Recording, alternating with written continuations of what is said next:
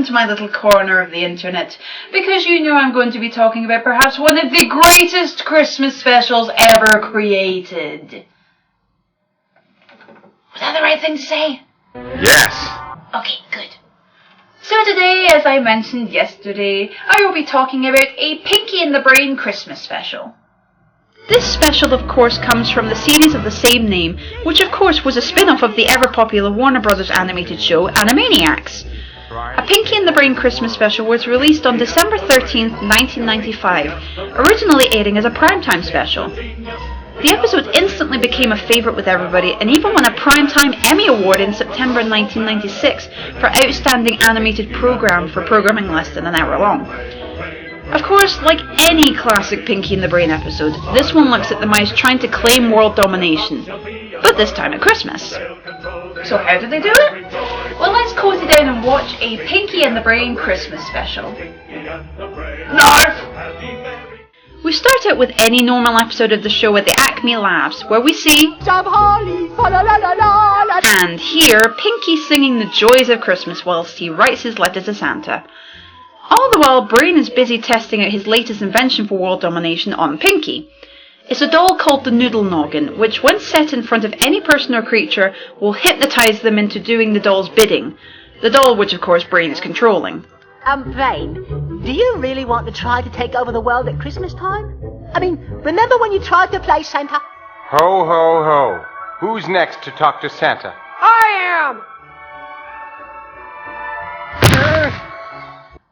This doesn't so much show Brain failing yet again, it just proves more how dumb human beings really are! Oh, and there was that time we marketed ourselves as popular toys? Hey, that Brain! We are very popular! NARF! We're on cars all over the place! Yes, unfortunately.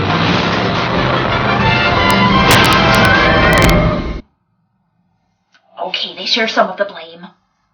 So, Brain's plan is to have a Noodle Noggin doll in every single house around the world, so on Christmas Day, he simply flips a switch and hypnotises the entire world to do his bidding. So, with this, you can probably tell that the duo will need to pay a visit to Santa Claus in order for the doll to go to every house. The only way to make them all is to pay a huge workforce. Oh, I know, Brain. We can get a holiday job as mall security. Please, Pinky, Yes! Pinky, this is it! Are you pondering what I'm pondering? Well, I think so, Brain, but apply North Pole to what? So yes, they apply to be some of Santa's elves, and whilst they are preparing their plan for world domination, Pinky's excited at the thought of him being able to personally deliver his letter to Santa. This becomes a running theme in the episode, to which you'll see the result later. They manage to catch a ride on a plane, and apparently they hitched a ride with the plane from Tailspin. Oh yeah, Tailspin, oh yeah, Tailspin. And after some shenanigans with the pilots, the dummy and the door opening, sounds like a bad pub joke, they fall from the sky and then head towards the North Pole. Ow! Sorry. Literally, they head to the North Pole. After a quickie job interview, they're hired and are soon busy getting their plan moving. Actually, Pinky, this mailroom job will work to our advantage. Noodle Noggin doll? Shotzi, what is this Noodle Noggin doll? Ugh. Okay, first of all, Santa hasn't heard of Pac-Land, and now he admits he hasn't heard of a toy before? For somebody that's meant to know exactly what every single child on the planet wants for Christmas, he's a tad behind on the times, isn't he? Regardless of this, Santa asks that the blueprints for this toy be found so that the production of it is done in time before his big delivery day. Look, Brain, the reindeers are inviting elves to join them for a party at Donna's house. Somehow the idea of joining the Donner Party is unappealing. No jokes, I just find that clip hilarious. Now's their chance to get the blueprints into the right hands, but whilst they're trying to sneak them in, they are chased after and caught by the head elf Shotzi, and are then interrogated by him over how they had the blueprints in the first place.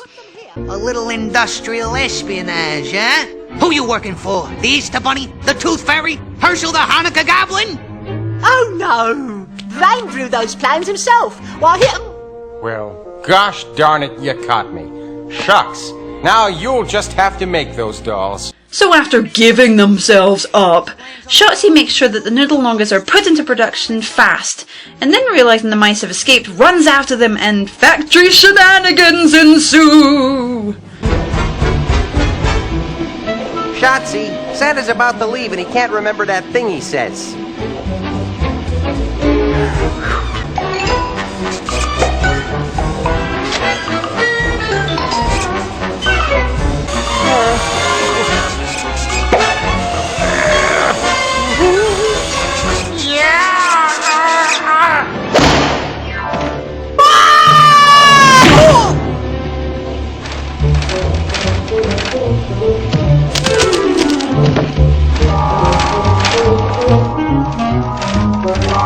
Eventually they are tossed outside in the garbage, and Pinky spies Santa about to leave, so his first thought is to get his letter to Santa.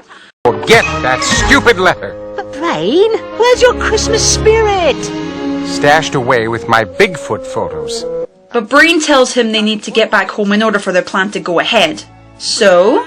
On Dasher, on Dancer, on Prancer, on Blitzen, on...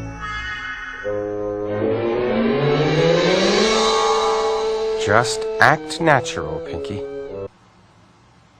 Why is it this looks more normal to me now than normal reindeer? Ugh, I've seen way too many Christmas specials now. Soon, Santa and the sleigh are flying above the Acme Labs, so the mice let themselves drop back down home and begin the next phase of their plan. Well, okay. That was a quick end to the episode. No, we're not quite done yet. Brain manages to repair the damage whilst Pinky remembers something. But Brain, my letter to Santa, it's still here. I don't care about your stupid letter! Brain, not caring in the slightest about Pinky's letter, snatches it from him, barks his orders to the mouse, and then he decides to give it a read. Dear Santa, hello, haha, NARF. This year, Santa, I ask for nothing, but I wish to tell you about my dear friend, the Brain.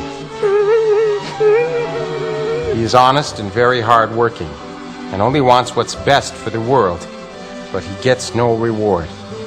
He is only greeted with defeat. He never gives up, but I know it must be very hard. So please, take anything that you had for me and give it to my best friend in the whole world, the Brain.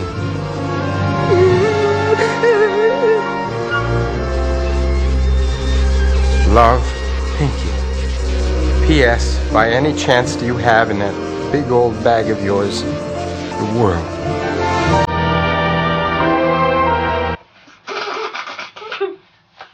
How can Pinky and the Brain make a person cry? Well, however they did it, they did it. They produced one of the most touching moments in Christmas special history. And Brain is the greatest cartoon character ever. God damn, that hypnotism is good. Almost as good as the hypno-snarf. Oh,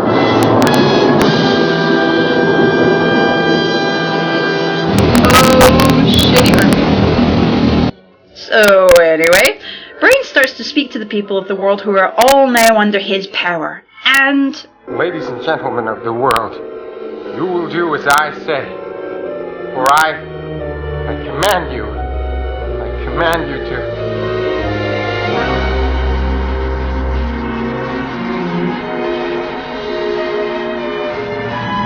Have a Merry Christmas, everyone! He can't go through with taking over the world. And after gently coming to terms with his decision, the world shares the joy of Christmas with each other, and Pinky and the Brain quickly follow suit, sharing presents with each other. And the special ends with Pinky serenading the audience with his lovely Christmas voice. Joy to the world! Not, not, not, not! Oh! Isn't that delightful? Well, that was a Pinky and the Brain Christmas. And not even a hypnotic toy can force me to criticise this. It's amazing on its own. I've always adored Pinky and the Brain since watching it when it first came out. The humour is always genius, the animation you cannot fault at all, and the characters are still lovable despite trying to have world domination. That added but with a Christmas theme instantly made it a classic to watch every year. So if you've never seen this awesome Christmas special, then please consider it to become a new tradition for you and your family. So, day 2 is over. So what do we have in store for the last day? Well, you've got to have a Muppet special at some point. So please join me tomorrow for the magic.